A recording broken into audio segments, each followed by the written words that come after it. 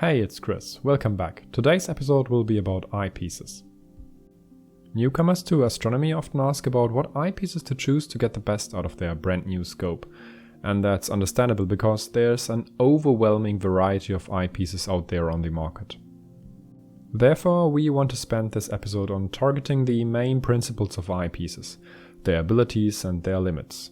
In the end, you will hopefully be able to make some first decisions regarding your new equipment. Let's get started. So, first topic is the underlying principle of eyepieces.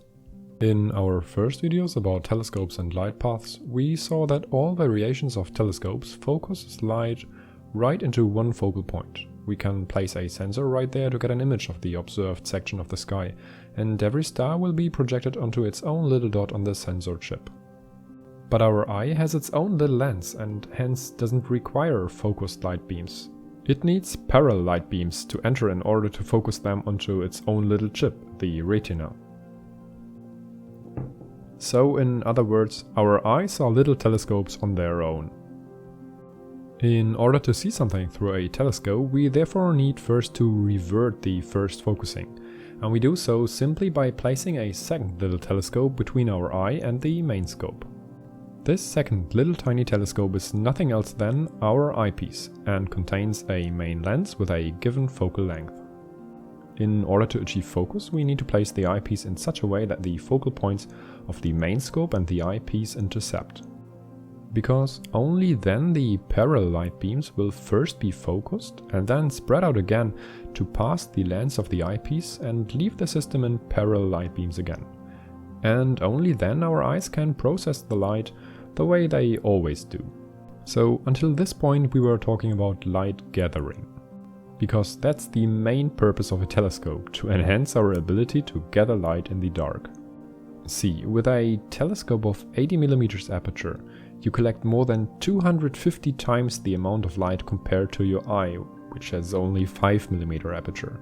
That's a lot. So now, second thing of course is magnification. Right now we only collected light. Now let's concentrate on the actual light paths inside this scope schematic. Quantum Boffin did a great YouTube video where he hand drew all the important steps. It's nice work, definitely check it out. I will nevertheless do a quick summary right here. So light enters the first lens, then gets focused into the focal point, cross and spread again, enter the second lens and then exits the system in parallel again. And in this example, this light is from the exact center of your field of view. Now if we take a look at a star slightly sideways, the light will enter the system with an angle, say alpha in. It will still focus in one focal point though, and then cross, will still enter the second lens and exits the same roughly parallel, but with an angle alpha out. And the bigger this angle alpha out is compared to our incoming angle alpha in, the less area of the sky can be projected onto our retina, so the smaller our FOV is.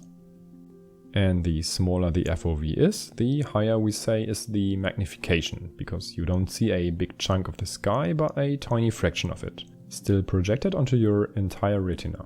Hence, the ratio between those two angles defines as the factor of magnification. As a side note, the angles alpha in and alpha out can roughly be estimated by those equations. Write them as a ratio and cancel those parts. You are left only with the focal lengths of those two lenses. So all in all, even if you don't care for the math behind, this is the overall thumb rule for the magnification of your system. Magnification equals the focal length of your main scope divided by the focal length of your eyepiece. Since we can't change the focal length of the first one, we can only change the magnification by choosing a suitable eyepiece. Yeah, examples do help. So you have a short focal length scope of say 500mm. Then you choose an eyepiece of 20mm focal length. 500mm divided by 20mm equals 25 times of magnification. So the shorter the focal length of an eyepiece, the higher the resulting magnification is. Let's choose a 10mm eyepiece, and 500mm focal length of your main scope divided by 10mm equals 50 times magnification. Yeah, and go on, choose a 4mm eyepiece, and that's nearly as small as you should get with an eyepiece. So we have 500mm focal length of the main scope divided by 4mm focal length of your eyepiece equals 125 times magnification. And that's all the trick. Magnification equals the focal length of your main scope divided by the focal length of your eyepiece. And the shorter the focal length of your eyepiece, naturally, the higher the magnification.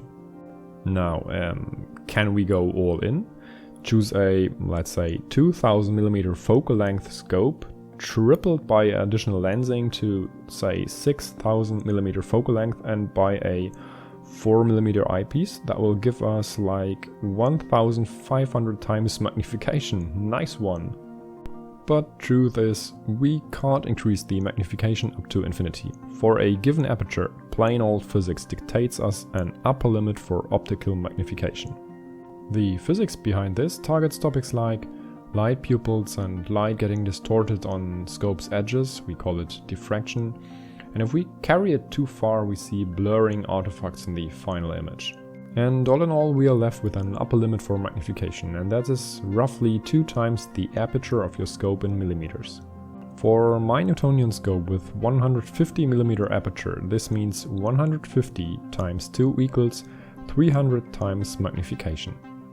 So my scope has 750mm focal length. Using a second lens I can increase it to over 2.2 meters. Using a 10mm eyepiece will bring me close to this upper limit. A 4mm eyepiece is definitely not suitable for this configuration. Because going somewhat higher with magnification will only scale up the image while blurring it in the same instant. It's like digital zoom. No new information is revealed and the overall quality of the image will decrease dramatically.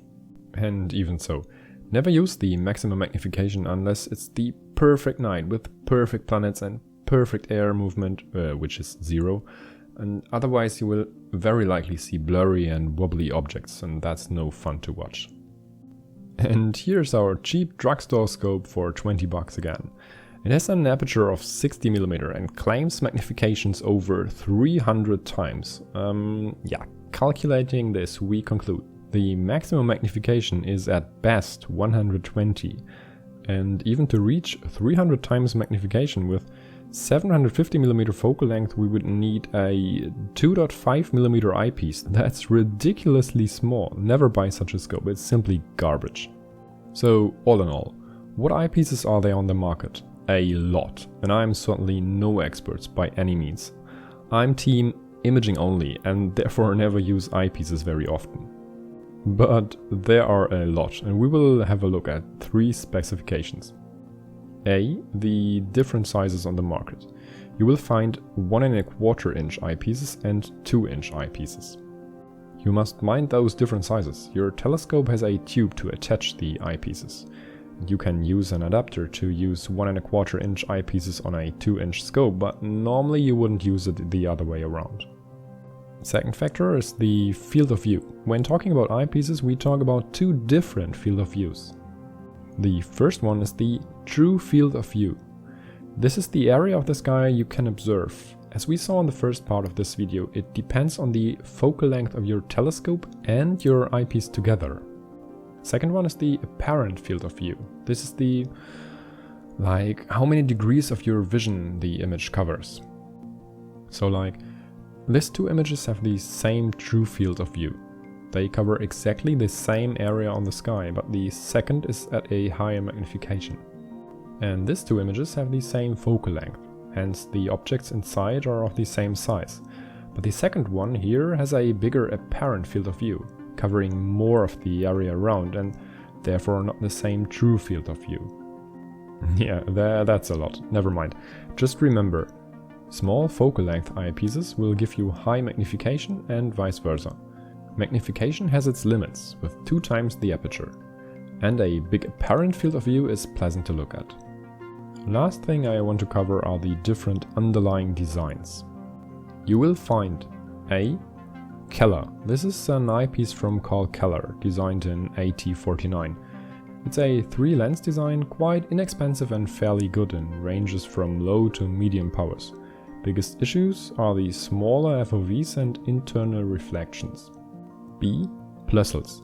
They are like the basic standard. They are affordable, widespread, carried out with nearly every telescope kit on the market, and quite simple in design, a 4-lens system from George Plusl in 1860. Disadvantages are the slightly unpleasant eye relief with focal lengths, say under 10 mm. C. Above this are the wide field eyepieces. With additional lenses they aim for higher degree of vision. Systems like the Super Plusl are 5, 6 or more lens systems. They are very pleasant to look through, naturally, though they are much more expensive. So yeah, I think that was it. Let's do a quick summary. Takeaway messages. A. We can take images from the sky by placing a sensor right into the focal plane of our main scope. But in order to see images with our eyes, we need a second lens system, and this is called eyepiece. B. Eyepieces have focal lengths. The ratio between the focal length of your telescope and the eyepiece defines the magnification. D. High magnification is not useful all the time. Whatsoever, the magnification has its upper limit. 2 times the aperture of your main scope is the maximum magnification of your scope. More and the image will start to blur. D. Plusl eyepieces are the most common types of eyepieces. Whatever you choose, take the true and apparent field of view into account and mind the different sizes. And that's all I want to talk about right now. I hope it was useful, I hope it was interesting, and I hope you liked it. And if you did, please consider to hit like and subscribe. And like always, I encourage you to lead newcomers to this tutorial. Maybe it helps, and that would be very cool. So like now and then. Clear skies everyone, until next time here on Catching Photons.